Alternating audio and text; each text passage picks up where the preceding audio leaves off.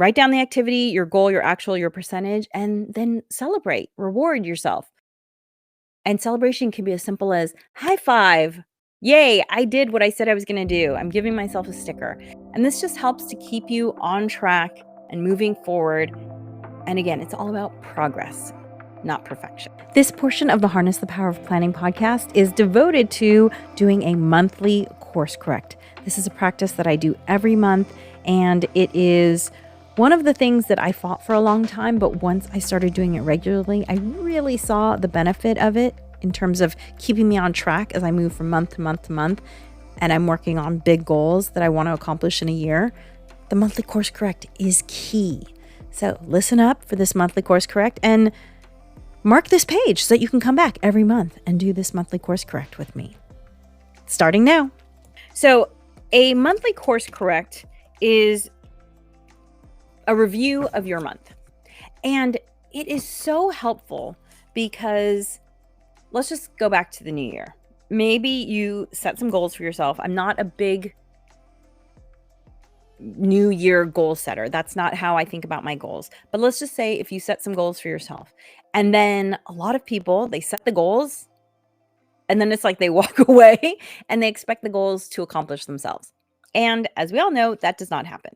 So what is great about doing a monthly course correct is it reminds you of what you told yourself you were going to work on. And it keeps you accountable in terms of, did you actually do the work that you said you wanted to do? And this is all about you. This is all about keeping yourself accountable because no one else is going to. And no one else is going to set your goals for you. So monthly course correct is a fantastic way to just keep yourself on track. And I call it a course correct because during the big race to the moon that was happening, 50, 60 years ago, tens of thousands of man hours were spent getting those spaceships up and into space. And they knew exactly what they wanted to do. They wanted to get to the moon, and they knew exactly how they were going to get there. They had a plan and they had a path.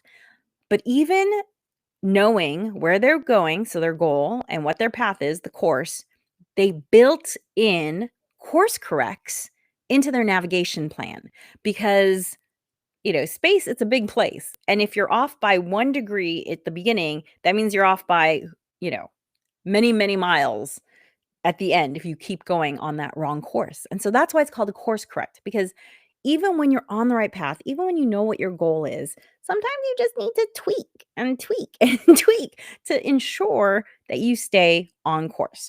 So what are your tools for the course correct? Well, this printable that you can get at tinyurl.com/BYWD, Beyond Your Wildest Dreams, course correct, all one word. Then I would recommend grabbing a pen. And I like to use a fountain pen because I think it's fun to write with fountain pens. And anything you can do to make this experience more fun for you is good. Because if it's fun, you're going to do it, right? And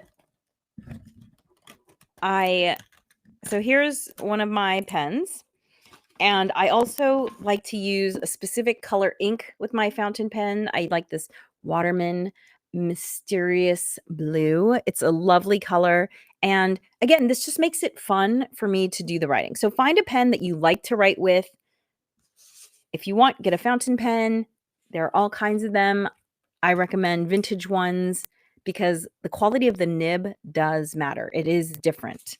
So get a good quality nib because a good quality nib will make you feel like you're writing in butter. A bad quality nib makes you feel like you're like dragging a pen across the page. It's really painful. It's the difference is gliding versus tearing into the paper. Then you also might want some colored pencils or markers. I have mine here in my Elena of Avalor pencil case that I bought for my daughter about 10 years ago, and I've kept. She outgrew it a long time ago, but you know what? Growing up in the 70s and 80s, I did not have Disney characters who looked like me. So now that they do, I get very excited. So Elena of Avalor pencil case. And you also might want some stickers. I am not a big sticker person, but I love these stickers. They're these rainbow hologram stickers for those listening to the audio podcast only. And they're just very motivating for me. I love putting these on my planner. They just make it so much more fun and colorful and exciting to work with. So let's see. The first part of the monthly course correct is just writing down the month. And so I'm going to talk about the steps of the course correct and also the things that you might include on there and why. So this is for May. And the first question is my accomplishments, what made me happy and or proud, big and small. So I find this incredibly valuable because humans have a cognitive bias known as recency. We have many cognitive biases, and a lot of them are just based on how our brain is structured. And our brain is just structured to remember things that happened most recently better. And I think that makes sense. I think we can all agree. Oh yeah, I can remember I kind of can remember what I did yesterday, and I can remember that better than what I did last week, and definitely better than what I did a month ago. And so the reason why it's important to write down your accomplishments is humans have a tendency to be negative, and it's because it's because we live finite lives. And so we're kind of always worried about surviving. I was an anthropology major in undergrad, and so I always think about how we were designed, how we were programmed to live, because the reality is that although our world has changed a lot in the last 100 years, our programming, our DNA, the way we're designed to work has not. And ancient man, which is the programming we're still running, they were concerned, am I going to have enough food? That was their big concern. And so we're kind of always prepared for the negative. And so what writing your accomplishments down does is it helps to counteract that inherent negativity and remind you, oh, look at all the great things that happened to me this month. And I encourage you to write down things big and small. For instance, anything that is helping you to move forward your goals is an accomplishment. So I have a goal of staying in touch with friends and family who are out of town. And in order to do that, every week I write down someone's name and I call that person to re-engage with them. And then when I do that phone call, I give myself a sticker, one of these rainbow stickers, because I did what I said I was going to do. And then when I do my monthly course correct, I write down, spoke to cousin Susanna. Great conversation. So happy to hear about her kiddo's success. That's how small the accomplishment can be for you to recognize it. And guess what? It feels good. It reminds me of that phone call and the feelings that I have towards this cousin. And that's wonderful. So it doesn't have to be, sold a $10 million building. That's not the only accomplishment I want you to write down. I want you to write down anything that helps you live the life you want to live. So whether or not that's calls with friends and family, maybe that's date nights, maybe that is a fun day with your kiddo, maybe that is a fun day for yourself. I actually did something really incredible in May, which was I sang at Carnegie Hall, which I know is like a huge thing if you think about it, but it wasn't something that I've been working towards my whole life. It actually all came out of a self-care practice that I've had for a number of years, which is singing in a choir. I've sang in a choir since I was about 8 years old. I love choral singing as a community experience, and I never thought that singing in a choir would lead me to Carnegie Hall, but it did. I talk about it at great length in the last episode, I think episode 107 of the Harness the Power of Planning podcast. You can also see my 3-minute video on my week in New York. So that was amazing. That was a big thing. But Another thing that I did was I booked the date for my next comedy show. So I produce a comedy show here in Los Angeles called Soy Saucy. It features all Latin and Asian comedians because I myself am Latin and Asian, and I thought that would be fun. And what is more Los Angeles than tacos and boba? So I booked my second show. This is a goal I've been working towards, booking a comedy show. I've been working towards this for about 2.5 years. And my goal was to do 4 in 2025. I think I'm only going to do 2 because I just want them to be great. And that's what I have the bandwidth for. And you know what? That's fine. Hey, 2 is more than 0. And I would consider that a win. But you notice I'm rewarding myself just for booking the date. The comedy show hasn't even happened. It's not until September 7th. It's many months away. But I booked the date, and that is something to be rewarded because that makes it much more likely to happen. I've also booked all the comedians, which I'm writing that down as accomplishment too. So that was fantastic. So these are the sorts of things I want you to write down as your accomplishments, big and small. Okay. There's a question just at the bottom of the accomplishments that says, did I reward myself for the above? Now, rewards are something I talk about in the life design course that I have, It's also called Harness the Power of Planning. It's a 6-session life design course. You can find out more about that on my website. And some people do really well with rewards. Other people are not motivated by rewards. A reward can be as small as a sticker, honestly. A reward can also be doing something more efficiently, and therefore you just have more time to yourself. So if you find rewards motivational, great, use them. They don't have to be big. When I have fallen off the exercise routine and worked to get back into it, one of the things I've rewarded myself with have been a new pair of socks if I exercise as many days in a month as I say I'm going to exercise. So they don't have to be big things, but that's that question there. Okay.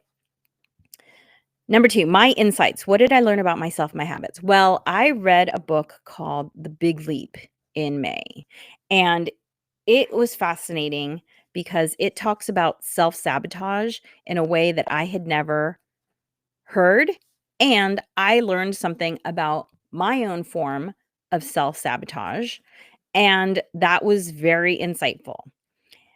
I've also well, this is kind of into June, so I'm gonna say for June I'm gonna make a note for June, uh, about this book that I'm reading, but I'll just mention it here. So, I've been reading this book, and it's called Spying on the South, and in this book, a journalist retraces the path of a gentleman who explored the South 170 years prior. And what I noticed about that was that he kept commenting on how much that early explorer, his name's Frank Homestead, he's actually the gentleman who ended up designing Central Park, but this was well before he designed Central Park. And Homestead he reads from Homestead's letters. And what I noticed about that is that back in the day when we all had a habit of writing letters or journals more, I feel like there was a lot more self-reflection. And I've been doing a lot more reflecting lately. In fact, I re-engaged with a habit of doing a writing prompt every morning. And I have found that to be very productive in terms of clarifying my thinking. And so that was something else that I learned about myself. So write that down. And the great thing about writing down what you've learned is it helps cement it in your brain even more.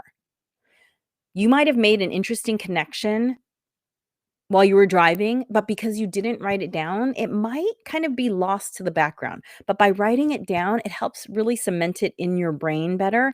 And I like to go back and read at the end of the year. I go back and peruse my monthly course corrects, and then it helps me review it and remind me once again, oh right, here's this thing that I thought was really important in the moment. But if you don't capture it, it can just kind of flit away. So that's why that question is included on the course correct. This is kind of in tandem, books, articles, podcasts you read or listened to, what did you learn? A lot of times I find that there's a lot of synergy between these two questions. So again, I'm going to write down these two books and what I learned from them. And by the way, if you're not a huge reader, audiobooks are amazing. I probably listen to more books than I read at this point because you can listen in the car. And pro tip, you can also turn a lot of books. Maybe a book has not been turned into an audiobook officially, but if you have an iPhone, I know you can turn on the accessibility feature, which will read a book to you. The voice is robotic, but as long as that doesn't bother you, hey, instant audiobook. And podcasts are also great ways to learn about things. So seek those out. My inspiration, who inspired me, who championed me, I am definitely inspired by these authors, but I've also been inspired by a couple of people who've really been helpful to me in terms of my business and championing my productivity and time management training that I do out in the world, both at conferences and at businesses. So I'm going to write their names down. And both of these people I've already sent thank you notes to. So that's, crossed off my list. But maybe if the people that you put down in your inspiration, if it's someone you know personally, maybe write them a thank you note. It's such a nice thing to do. One of my favorite ways actually to send thank you notes is to use a service called TouchNote. And TouchNote allows you to create thank you cards or postcards, one-offs. And often what I'll do is I'll include a picture of us or of us doing something together. And then I'll just write a little note and dash it off. And it just happens so much easier and faster that way. Touchnote.com, huge fan of that. And so sending a thank you note is just a really nice way to show your appreciation. Okay, next question. Any distractions, fears, or mental blocks? This is a great opportunity to look inside and be honest with yourself about fears you have. And I have been having a fear. Sometimes this area is blank and that's fine, but there has been a fear coming up. And I think it's because I am working towards a really, really big goal, a big financial goal. And there's a certain amount of risk on my part. And I think that is bringing up some fears. But you know what? Fears don't go away by ignoring them. That's been my experience in my 50 years of living. So admit your fears. It is empowering. And also, when you admit your fear, then you can figure out a way to solve it. Maybe solving it, one of my favorite things to do is Stoic philosophy. So I might look up some Stoic philosophy related to this fear. Another thing you can do is just look for a podcast or a book or do a search for how to overcome a fear of blank. And in my experience, the only way to overcome fears is head on. So hopefully that inspires you to do that. Self-care is the next question. What did I do to care for myself? If you've heard me talk, I think self-care is so important. I just like to imagine if everyone felt like they were taking care of their needs, how much happier would the world be? And by you taking care of your needs, you are increasing the happiness in the world just in that way. So don't, prioritize self-care. It is so important. And sometimes you get things out of self-care that you don't imagine getting. Like self-care is just, I find it to be a great time to just practice mindfulness, to just be alone with my thoughts. When I'm doing my skincare routine, I am processing ideas and memories, and it's just a nice, slow, mindful way to spend time with myself. It feels really good because when you are touching yourself, even simple things like putting on skincare, it's actually releasing all sorts of feel-good hormones in your body, feel-good chemicals in your body, and it's just great to go out into the day feeling good. So self-care, very important. I'm always doing self-care. One of my favorite things personally is going to the Korean spa, which I don't think I did it in May. I did it in April. I try to do it on a monthly basis, but my New York trip made that difficult. So, self-care. I'm always doing hikes every week, exercise, skincare.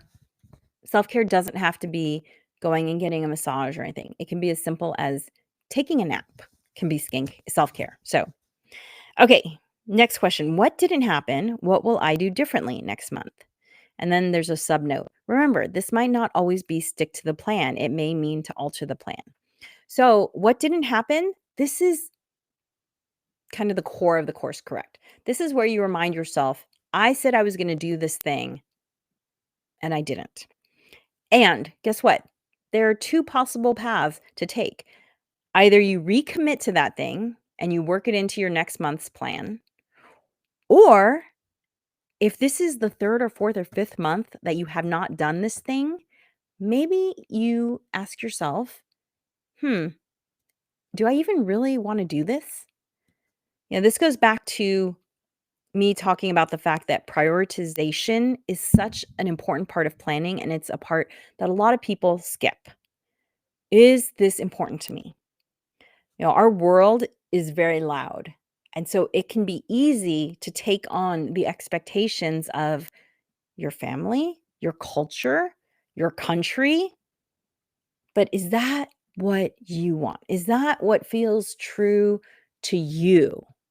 And if not, give yourself permission to release the thing. Goals change. When I closed my store, I used to own a store called Green and Greener. I loved it. It was like walking into my dream every day. Unfortunately, the internet and online shopping made it so that I had to close the store. And then for a handful of years, I was mostly mom, and I was trying to figure out what to do next. And during that time, I had the opportunity to teach cooking classes at a local community college. And that was going really well. It was fun. I enjoyed it, but it didn't feel quite right. And everyone kept asking me, well, when's your cookbook going to come out? When's your cookbook coming out? And I also invented a food product at some point, and it was being sold, and that was doing really well. And I kept writing down this goal of writing a cookbook, and years passed. And then I realized that's not what I wanted my legacy to be. I did not want food to be my legacy. I love food, but it wasn't what I wanted to focus on. And everyone had been expecting a cookbook from me. So I had taken that on as a goal for myself. But I realized I didn't want to write a cookbook. No, what I wanted to write were these guys, these time management productivity short reads that I've written and that I am working on another one. So let go of goals that maybe they were never your goals to begin with, or maybe they were goals from a you that no longer exists. Let go of them. Finally, an overview for the month. Maybe there was an overarching theme or something that you really liked about this month. That's what that space is for, to just write a final takeaway from your month. And then the flip side of the course correct is what I call a control panel. Again, going back to a spaceship and its control panels. And this is just a fun visual way to look at your month. And this is where I break out the colored pencils. And I especially love using the colored pencils on the assessment wheel. And so here's the assessment wheel. It has these pie wedges. And this is kind of just a fun quantitative way to think about your month. And what I love about this is that once you've been doing it for a while, you start to see the ebbs and flows of the month. So, in my many years of doing a monthly course correct, I can only remember a few months where every single pie wedge was filled out to a 10. So I've probably been doing this monthly course correct now for 7 or 8 years. So only 3 times in 8 years, that means I've done 96 course corrects. So you see, only 3 times have I pegged it to the max, to the 10. And that's really helpful to just remember that, look, every month is not going to be 10, 10, 10, 10, 10, 10, 10, 10, 10. That's just, that's just not realistic. But it's also fun to see your progress in things. Like, I feel like I've really been doing really well with my health, which I feel like I've been working back on my health ever since my father passed away 5 years ago. And also, I've gotten really a lot deeper into perimenopause, so that's been something that I've really been working on. And so you just fill it in using different colors, and then the funometer is, self-explanatory. Did you have fun? Because honestly, if you didn't have some fun this month, what's the point? There's always fun everywhere, whether it's a board game or doing some dance or exercise or hiking. I love my weekly hikes with my girlfriends. That is so fun to me. So, did you have fun? And what was my average integrity? Did I do what I said I was going to do? This is just you saying to yourself, I give myself a 5. I did half of what I said I was going to do. Whatever. Again, there's no judgment on this. This is just a snapshot of your life at this day and time. And by doing a snapshot every month, it gives you a great opportunity to look back and just say, oh, I improved. Or, oh, I'm a little lower. I want to give a little more effort next month. It's not about judgment. It's just about progress. It's about seeing your progress and where you are today. The only one here that requires a little more explanation is the monthly habit tracker. Every month, there are things that you're going to be working on because these things will move you towards your big life goals. And this is something I talk about at great length in the Harness the Power of Planning course. But anything that you want to improve, let's just make it a simple snapshot. Anything you want to improve, for instance, maybe you want to drink more water, get up earlier, see friends more often, anything that you're working towards. And maybe you want to make more sales calls. You are going to write that down as a monthly goal. And then every week, you're going to see how many days you can do that. And let's say you set a goal for yourself of you want to get in 20 days of exercise. So you'd have on your habit tracker here the monthly goal 20, and then you're keeping track of it over the month and you're writing down, so the activity would be exercise, your goal would have been 20, you count up how many actual days you did, so maybe it was 15 out of the 20, and then that percentage would be 75% because 15 of 20 is 75%. And I always tell people it's about progress, not perfection. If you hit 70% of your goal, I consider that a win. I would consider that sticker worthy. Give yourself a little sticker, high five yourself in the mirror. It's actually been shown that high-fiving yourself actually creates a positive chemical reaction in your body. So write down the activity, your goal, your percentage, and then celebrate, reward yourself. And celebration can be as simple as high five. Yay, I did what I said I was going to do. I'm giving myself a sticker. And this just helps to keep you on track and moving forward. And again, it's all about progress, not perfection. So thank you for joining me today. I hope you learned something. Please like and subscribe and rate my podcast. It really helps, and it's costs you nothing to do it. Just a simple boop. You can rate my podcast. I really appreciate it. And if you are ready to take your planning to the next level, consider checking out my course, the Harness the Power of Planning course. You can do an on-demand version at tinyurl.com/HPOP on demand. Hey, summer might be the perfect time to do this. It's 6 sessions. I recommend doing 1 session a week, so it's not a huge commitment. And summertime, hey, you could start the fall with a whole new vision for how you want to plan for the next year. And you don't have to wait for the new year to create a new plan for your life. The beginning of the month can be the new beginning. The beginning of the week can be the new beginning. Tomorrow can be the new beginning. Any time is a great chance to work on who it is that you want to be. Thank you for joining me. And as always, remember, planning makes everything easier. Thanks for listening to the Harness the Power of Planning podcast. Be sure to rate and like and subscribe and do all the things so that we can show up when you need us.